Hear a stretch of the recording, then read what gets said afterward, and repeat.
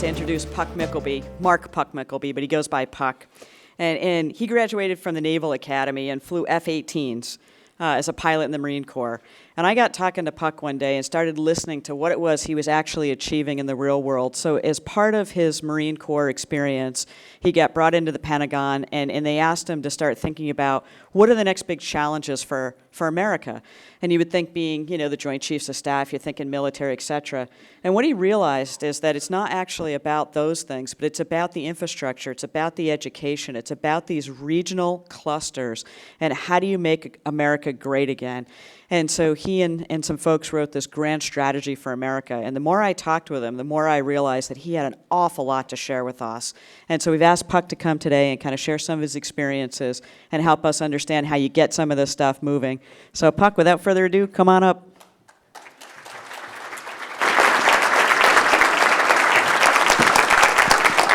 Thanks, Sherry. Hey, Dave. Hey, I just got an earful from Ann Luby. So I know everything that I think she ought to just come up here and tell us how to do it, because I think she's got something going. Well, thanks for having me here. Is this thing too close? I'm used to being a Marine, so I don't want to yell, but I usually end up yelling. So I'm going to move the microphone away so I don't. Can you still hear me? Yeah. All right, good to go. Grand strategy, sustainability. We have a say in the military, particularly in the Marine Corps, we call it the give me the bluff. You're the bottom line up front. Bottom line up front. What you're doing here today is grand strategy. Get your brains around that, okay? Because if you think, hey, we're just kind of doing our thing here in our valley, well, you got it wrong, because what you're doing is huge. It's important. We talked about earlier the system as a whole. Well, one man's or person's macro is another person's micro, and vice versa. Well, guess what? If you think you're doing micro work, you're doing macro work. Because there's not many places in America that's got this kind of collective effort going, and that's what I kind of want to talk about today. So grand strategy, sustainability, and all that stuff. Is there a clicker somewhere? Oh, I probably left it up here, huh? Hallelujah. We're moving. But I want to get just kind of set this thing up, and I'm sorry if I dance around. I'm doing it mostly to muck around with the camera people, but it's just I'm a hyper little guy, and so if I start levitating, somebody grab me and pull me back down. But this is one of the coolest quotes ever, Thomas Paine, 1776, wrote that little pamphlet called Common Sense. First of all, you got to love that title. I wish somebody would write one these days, Common Sense too. But Common Sense on the very first page, this is his comment. He says, the cause of America is in a great measure the cause of all mankind. Just let that sink in for a second, And, if I can call him Tom, what Tom was talking about back in 1776 was self-determination. Just the fundamental right, the innate human right to be able to set your own course, That was a kind of a powerful idea in 1776. An idea that this country was framed on. Well, let me pose this question, this idea to you today. What is America's cause today? Can anybody tell me? Because I'm not here. First of all, I should say I'm apolitical today as long as a Marine officer. I was even in retirement. I just don't see any purchase on picking one side of the aisle, or just to get out of the way. I love what Eric Sevareid said about kind of how we frame out. I guess Sevareid was like the Tom Friedman of his age in the 50s, whatever. But he said the terms conservative and liberal go way back. One person said a liberal was somebody with their feet firmly planted in the air, and that a conservative was somebody who was too scared to fight and too fat to run. So I don't know what that means to anybody, but it just shows you that those labels don't really do stuff for you, as we are seeing happen right now. So anyways, what does that have to do with it? Well, I just want to know, it's 28 years in uniform. I refuse to apologize for America, but I'm not going to make any frickin' excuses either. No, Sherry, I've kept my language down, so that was on side. I heard it on TV, so I'm good. All right? The cause of America today cannot be wedded to our past. We got to be looking forward. And right now, our country, like I said, I'm not going to make any excuses. Our country seems more geared to preserving the status quo than figuring out what is our role in the 21st century. As that, you want to call us the exceptional nation? I don't know if we're exceptional or not, but right now we're not acting exceptional. We're not even acting like leaders. We're acting like the stewards of the status quo. And one thing I know from my short readings in the science of ecology and biology is that the only thing that subscribes to the logic of the status quo is a monoculture, and every monoculture withers and dies. That is not what Tom was talking about. That's what we can't be talking about. We've got to be talking about the cause of America. And that's why you have to talk about grand strategy. You know, grand strategy is not this stinking wonky thing that they do in Washington or the thing that they do in universities. We as Americans have to participate in this big question of what is our nation about and how do we get there. Grand strategy is the lost discipline that gets us there. And that was basically, I think, the sense of Admiral Mullen. When I was just nose-picking Marine Colonel, I was down at Special Ops Command doing strategy. He, for whatever reason, pulled me up out of there in summer of 2009, July 2009, to work with what I would say, this guy was a made man in the Mullen family, a Navy Captain, Wayne Porter, one of the most dear friends of mine and one of the smartest guys that I know.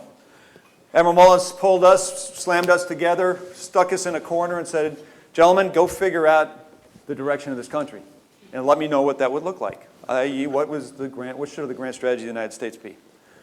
You know, so I'll never forget that meeting. It was right after 4th of July. We kind of went into this office that Wayne had found for us. And by the way, we had a window, which was pretty cool in the Pentagon. That's prime territory. That's a whole other story of guerrilla warfare. But anyway, so we went in that office. And as we looked out that window, we're going, how the hell are we going to do this? Well, the first thing that Wayne and I realized is we weren't going to write another stinking strategy. Because there's plenty of strategies in Washington, D.C. I mean, we got strategies a go-go, right? We got national security strategy, national defense strategy, national military strategy, national health security strategy. We got strategies. You know, we didn't want to write another strategy. Because guess what? All the strategies that come out of Washington, at least in the ones that we've read, you get kind of sick of reading them because they all say the same thing, by the way, is they're all focused on threat and risk. They're all focused on all the things that we have to control just so we don't have to change. It's weird. That's not a strategy. That's a pipe dream. And oh, by the way, we're not the land of threat and risk. We're the land of opportunity. So why don't we have strategies that focus on opportunities? And not only opportunities that are resident or available to us, but the opportunities that we can cascade through the world, because truly it's in our best interest for opportunities to spread. I mean, that's the nature of our system. And Wayne and I said we do not want to write another strategy. And oh, by the way, we're not going to write it in the language of Washington, D.C. Because nobody in Washington, D.C. actually reads anything because they're interested in the ideas. They're just reading things so that they can pick out little chunks of it so they can argue with you.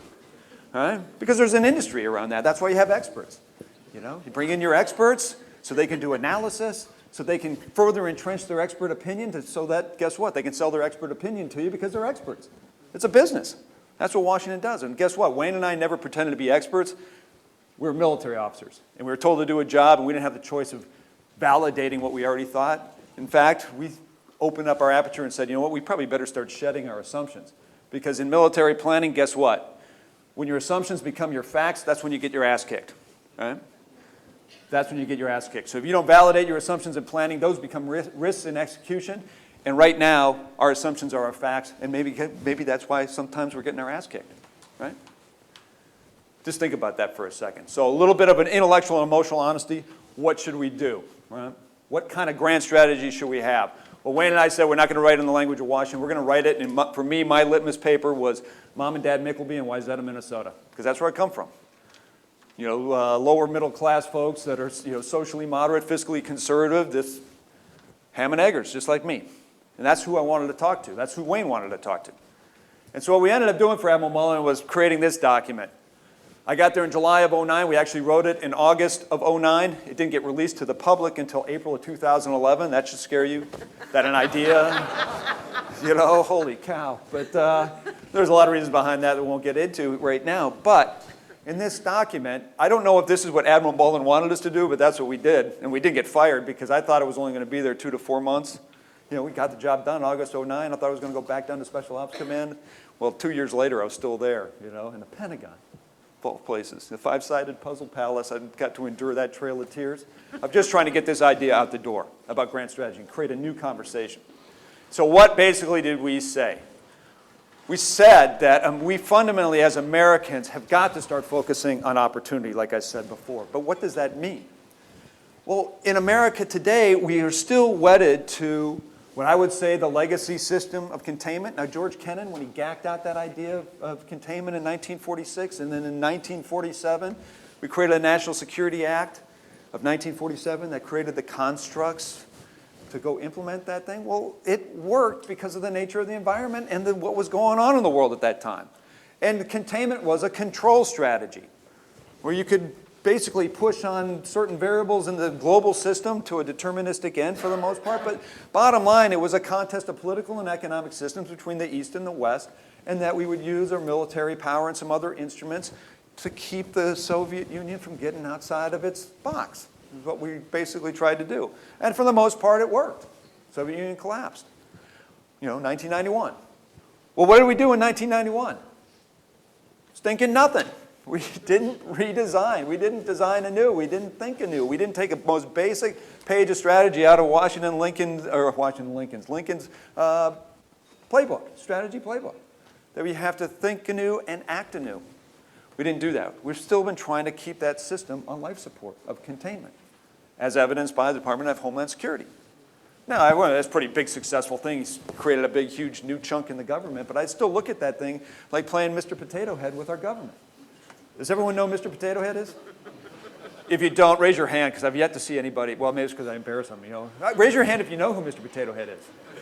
All right. Mr. Potato Head, you got holes all over you, Mr. Potato Head.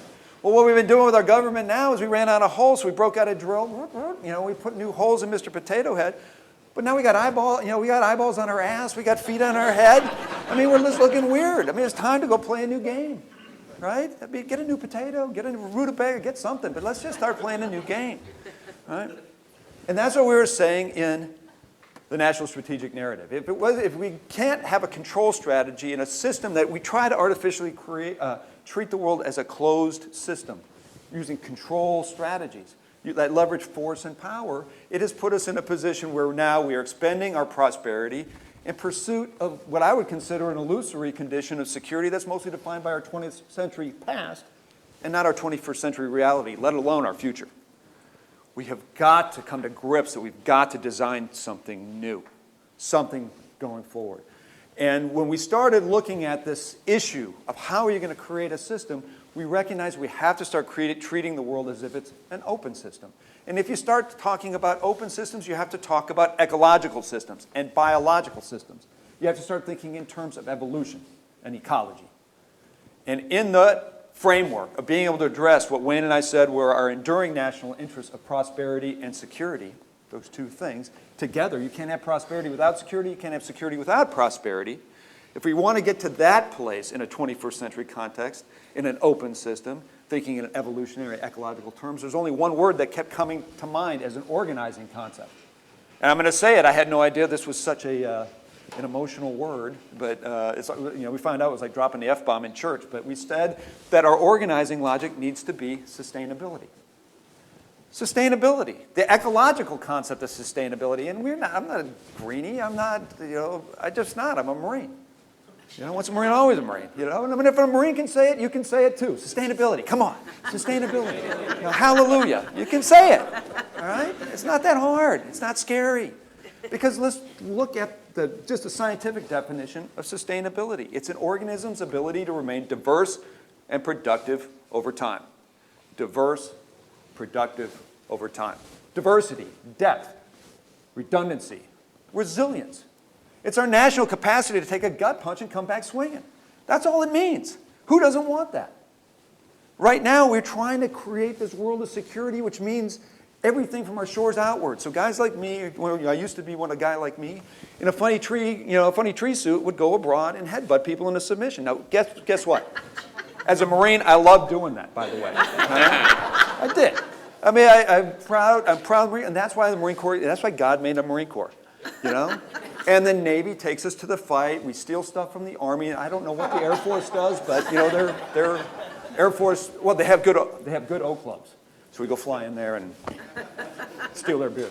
So anyway, so that's what the Marine Corps exists. We got to have a strong defense. So I'm not anti-defense, but it cannot define our approach to the nation. or approach to the world as a nation. It's not our best face. It's the thing that we want to break the glass and unleash when we really, really have to. All right? Trust me. All right? So diversity, depth. I mean, there's not enough bubble wrap in the world to wrap around all our heads to make sure that every American citizen remains safe. It's not the nature of the world. It's never been the nature of the world. So get over it, because we are going to get hit again. I don't care if it's a hurricane. I don't care if it's a tornado. I don't care if it's stinking Al-Qaeda. We're going to get hit again. Get over it. All right? Toughen up. America. That's not talking to you. I'm going to get amped up. This is the part where I start leveraging. Right? Resilience, though, is our ability to take that gut punch. That's the type of systems we need to build, and that starts right here at home. We have to build our own national strength in that regard. But it's also about being productive over time. But we've got to come to grips. We live in a resource-constrained environment.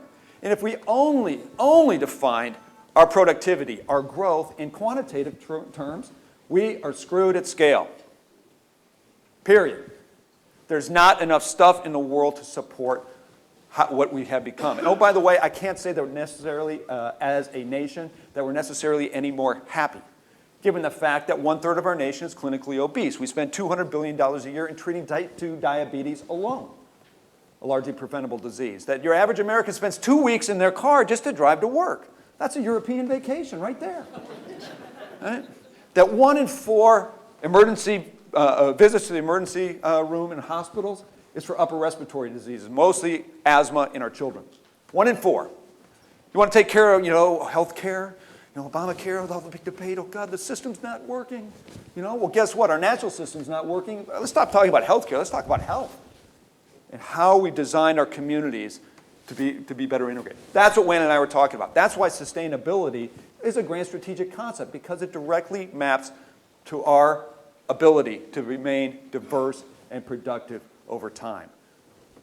That we have the resilience in our system so we can take those gut punches, but we also have that opportunities-based vision of how we're going to remain productive in a qualitative way, and not just in a quantitative way.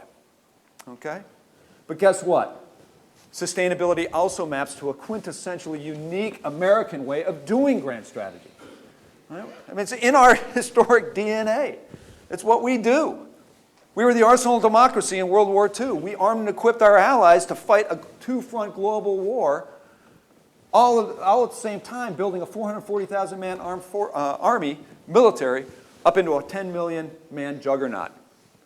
We did it. We did it in 3.5 years. America stood on our economy to do this thing. And that's the formula. American grand strategy is when we stand on our economy, allow it to do the heavy lifting, and we align our governing institutions, our foreign policy, to take on the big global challenge of our age. Well, in World War II, the big global challenge was global fascism. We did the same formula during the Cold War. It was, we were doing containment, take on the Soviet Union in a contest of economic and political systems, meanwhile containing them with structures like the military to keep them in a box. It worked. But what is our big challenge today? I'm here to tell you it's global unsustainability. As a human species. I mean, just the macro numbers. Right now, globally, us as a species, humans, we are consuming 1.5 planets worth of resources to sustain ourselves. If the rest of the world consumed the way the United States does, it would take 4.5 planets. I mean, that's just math. That's science. This isn't like, this is just the way it is. All right? These are trend lines you can't ignore. 4.5 planets worth of resources. Now, I'm a nose-picking Marine, and I'm not very good at math, but that math scares the hell out of me. It does. All right? And if I get amped up about it, I get amped up about it because I'm thinking right now the little face of my 13-year-old boy is staring me right in the face, and he's kind of like, Dad, what the hell are you doing? Because I'm just as much. I'm no poster child for sustainability. I'm trying to figure it out. I was a member of the card-carrying consumer club, but I'm trying to figure it out because now that I've gotten into this kind of racket, I wish I could still have my head in the sand, but I can't because I'm a dad. It has nothing to do with being a Marine. It has everything to do with being a dad and the responsibility therein. Global unsustainability. And just so you know, it's just not global unsustainability. There's 4 big, huge global strategic things that are happening right now that define that challenge. Number 1 is we have an issue of economic inclusion. Everyone talks about 9 billion people by the middle of the century, by 2050. That's what the population is going to be. Well, that's not the scary number. The scary number is that we have to fold in 3 billion people into the global middle class. 3 billion. And like I said, if they arrive doing the same kind of framework that we currently have that defines the 1980s version of the American middle class dream, we're going to run out of stuff. It's just math, right? 3 billion people. And we don't have the right to say, China, slow down, India, slow down. Guess what? They're not listening, first of all. Second of all, it's not in our nature. I mean, this is what we said all along that we wanted to have happen, isn't it? This is why we were supposed to be the big juggernaut of democracy to deliver this to the rest of the world. It's happening. And now for us to get a sweaty lip and step away from that challenge, it's beneath us. We're better than that as a people, as a republic, right? So we'll just get over it. But the second part of that, again, economic inclusion, is we have to deal with the fact that we've already exceeded the boundaries of our ecosystem. We're in an area of ecosystem depletion that, quite frankly, human species has never been. We already went through 400 parts per million carbon in the atmosphere last spring. Whether you believe in climate change or not, I happen to believe in it, guess what? The science is pretty compelling.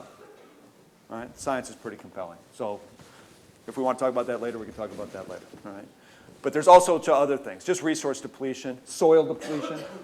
We're going to talk about that in just a little bit. But at a scale, we are depleting our ecosystem that is just not going to support our future. So we got to come to grips with it. It's just our reality. Right? The third thing that we got to deal with is that we're not just in this recession. We're actually in a contained depression. At a global scale, we're at a fundamental historic deleveraging moment, just like 1929 was, with the big crash. And yet, our whole design with quantitative easing, fiscal and monetary policy is just to keep life support in a system that's no longer working, right? It's just not working. So, all the Keynesian, we're going to spend our way out of it. BS, ain't going to work. Austerity isn't going to work. We have to come up with a fundamentally new economic model. And guess what? Sustainability provides us that model. And the fourth component of this big, huge, wicked problem of global unsustainability is that we have a huge resilience deficit in our global systems. And not to beat this one to death, but yeah, we are hyper efficient. But guess what? We're not very effective. I mean, when you consider when Fukushima happened, when the tsunami came in, just north of where the nuclear power plant was, there was a small factory that cranked out a $3 gasket for the auto industry, automakers. $3 gasket. Well, that little factory couldn't crank out that gasket. A month later, the supply chain dried up for that $3 gasket. And that $3 gasket went to our 4 major automakers in the United States. Now, you can't show causation, but there sure is a hell of a lot of correlation that when that supply chain dried up and manufacturing of automobiles went down in our 4 major auto makers, our national unemployment rate jumped from 8.9 to 9.1% over a $3 gasket. Damn, we're efficient. Just not very effective. And in military parlance, we had the G2 division level intelligence. We got a system that's just full of G2. It just doesn't have much G-whiz. We just got to fundamentally come to grips with having that redesigned. And so in that framework, just all that big challenge and this idea of grand strategy, there's actually a framework that we can do. That the grand challenge is that big, wicked problem of global unsustainability. You can't address any one of those major bins. You have to address it all together as a system. And the only way to get your arms around that system is through the discipline of grand strategy. And I'm not going to get into the governing institutions and the foreign policy part because I want to bring it down to what we're doing here today, is to talk about that economic opportunity stuff. So if you could just strap on your sustainability goggles for a second and take a look at what's right now the opportunity space, economic opportunity resident in America, it is truly historic. It's at a scale that makes it grand strategy. So just to neck this thing down, there are 3 big bins of opportunity waiting for us to grab a hold in America to drive our economy and this nation, and oh, by the way, lead the world to a different future. It's that big. The 3 bins are walkable community smart growth, regenerative agriculture, and a productivity revolution. Yeah, housing can be one of the main drivers, go figure. And guess what? Walkable communities, when we talk about that, it's mixed use, mixed income, service-rich, transit-oriented, walkable communities. And why is that so? Because right now, 56% of Americans don't like where they live. This is according to the National Association for Realtors. It's kind of their business. Right? 56% of Americans don't like where they live. In fact, 56% of Americans seek the attributes of smart growth, walkable communities.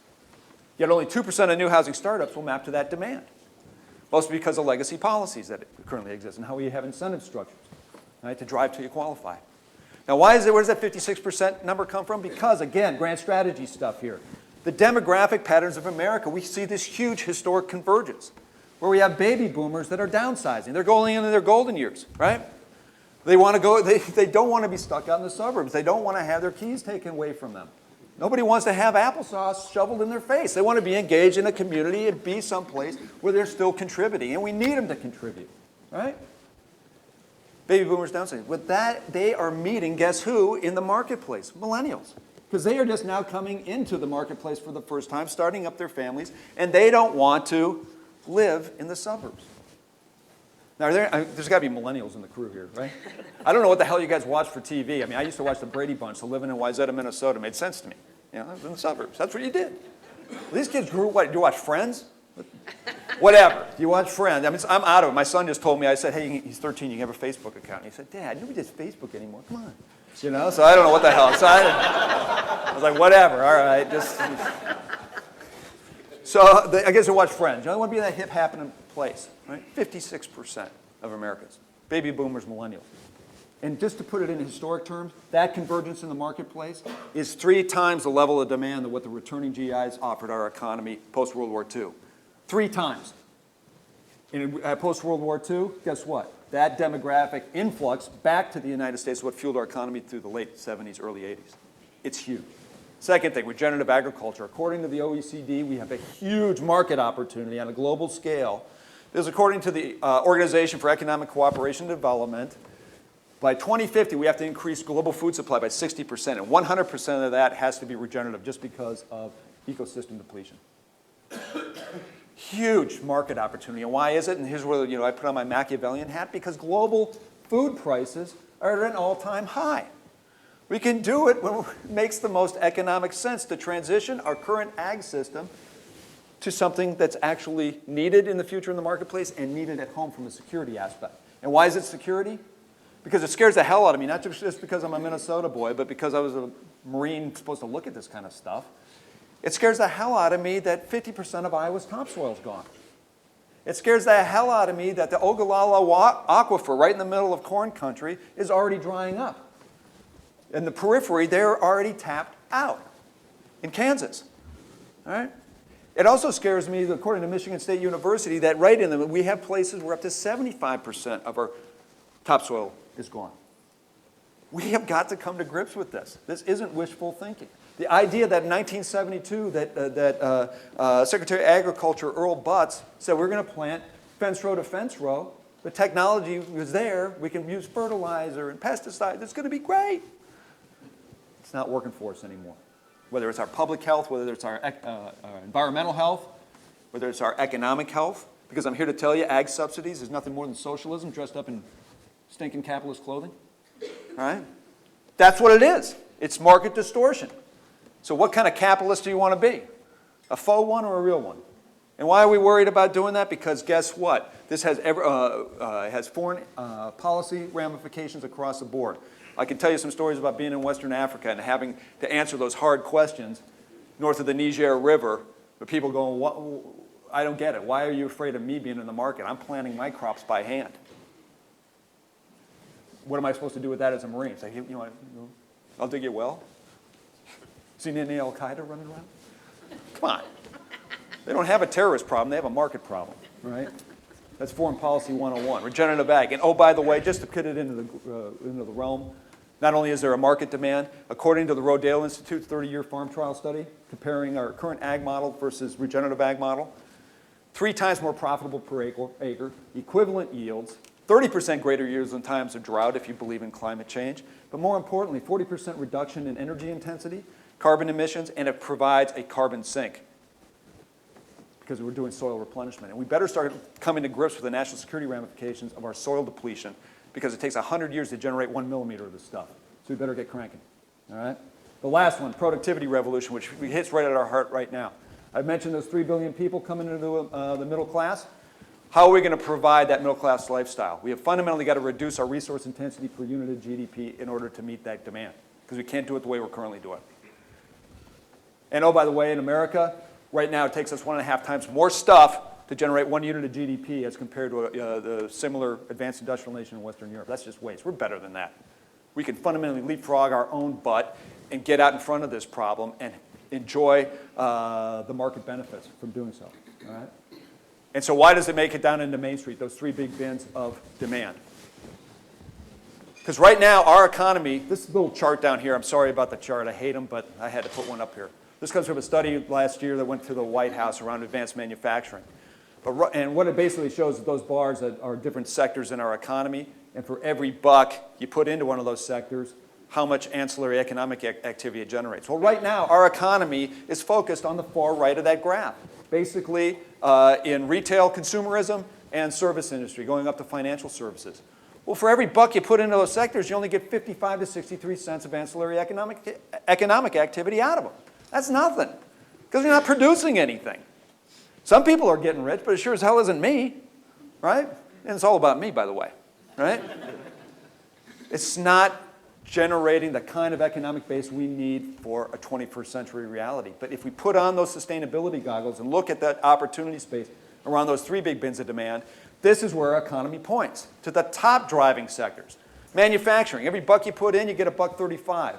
Number 2 of all things, ag, you get $1.20. Then construction, 97 cents. And transportation, of all things, 95 cents. That's why when Portland, Oregon put $100 million into infrastructure in the form of a light rail system, they generated $3 billion of economic activity right in the middle of our own financial collapse. It works. It's a systems approach to the economy based on macro bins of demand and what people actually want. It ain't that freaking hard, right? And oh, by the way, just because David would hit me over the head if I didn't mention the whole system, the reason we're doing what I'm doing now at New America Foundation is with Grand Strategy, is there's a way to take on the whole system. We are animating the big bins of demand, not through government. So we have a top-down, bottom-up, kind of middle-out approach, 3 big muscle moves. I just want to let you recognize that we're actually taking this. I know New America is supposed to be a think tank, but we're kind of this idea we ought to be a do tank. So hence what we're doing now. But Economic Strategy Working Group, we're going to go with the private sector at the macro level, because if you haven't read the papers, Washington's broken. So we're going to go to the private sector and see if in the process figure out, take our economic thesis around those macro bins of demand to the 2.0 level, and in the process create the political safe spot for our national leadership to go once corporate America's doing it. And you probably saw that with the recent squirreliness around the government shutdown, private sector CEOs coming to the forefront and saying, are you kidding me? They're already in that place. So we're going to give them a place to go to start framing it out and hopefully create that safe spot for our politicians to go. But we also recognize that in order to make something real, you got to start talking about financing. You got to talk about capital. We've got $5 trillion of corporate cash just sitting on the fence looking for a home, and we want to build that home. And so we're looking at the different types of financial instruments, working to design them to get around the bureaucratic nature. If you're talking about R&D, get away from federal acquisition regulations, because you get 25 to 30% upfront costs just in bureaucratic costs alone. That's stupid business. So we're talking, how can you use existing authorities to deliver financing? You say here at the speed of life, absolutely, or the speed of science, but at the speed of human development, so that we can start animating these actual opportunities that exist right now. And the way that we're going to animate them from the grassroots up is through the concept of regional clusters. Right? I've got 3 pilot projects. There's 4, but 3 main pilot projects. They're in the little green bubbles there. Bottom line is we're going from upper Midwest, from Minneapolis to Milwaukee. We've got a Lake Erie cluster that goes from Detroit to Youngstown, Ohio. And then we've got one down in the southeast that goes basically from Charleston to Columbia to Atlanta to Savannah. And oh, by the way, just to let you know, we just kicked one off in Middle America, in the middle of corn country, with Purdue, Indiana University, and Ball State in the city of Indianapolis that goes from West Lafayette, Indiana to Louisville, Kentucky. And we've got other ones popping up. And yeah, I got my hairy eyeball on here in the Northeast. I already talked to Northeastern University in Boston, and I want to talk to you about creating one here in the Northeast with what you're doing here today. All right? And we can get into more of the details of that. But just to get faster and funnier on this, is that there's no magic elf on a moonbeam that's going to come down and do it for us. Right? You've got to design, and that's what we're here to do. And I think, I've always been a big believer. You want a new idea? Go read an old book. So I read this old farts book. This guy's name is Sir Ebenezer Howard. In 1902, he created this idea of trying to create a better place for people to live. It's called Garden City. And the purpose, I don't think you can read it at the top, is to create slumless, smokeless cities. And in that framework, you see all these functional sectors coming together. Food, water, energy, built environment, transportation, manufacturing, in an all-inclusive model. All right? I mean, you can't read it, but right down on the bottom, he's got an insane asylum on there. Right? And he's got a home for inebriates. And I always said he's already thinking ahead of where he's going to recruit his Marines from. He's got it right there. It's all-inclusive. The point is, he's not leaving anybody out. We've got to come to a place of inclusivity. I mean, isn't appreciative inquiry kind of a cool way to do that? Good way to get started. The idea, though, to create and design from a systems framework, how are you going to take on the system as a whole? He was already thinking about it in 1902. So where's David Cooper Ryder? I know you think you're smart, but he already thought of it, so that's good. Right?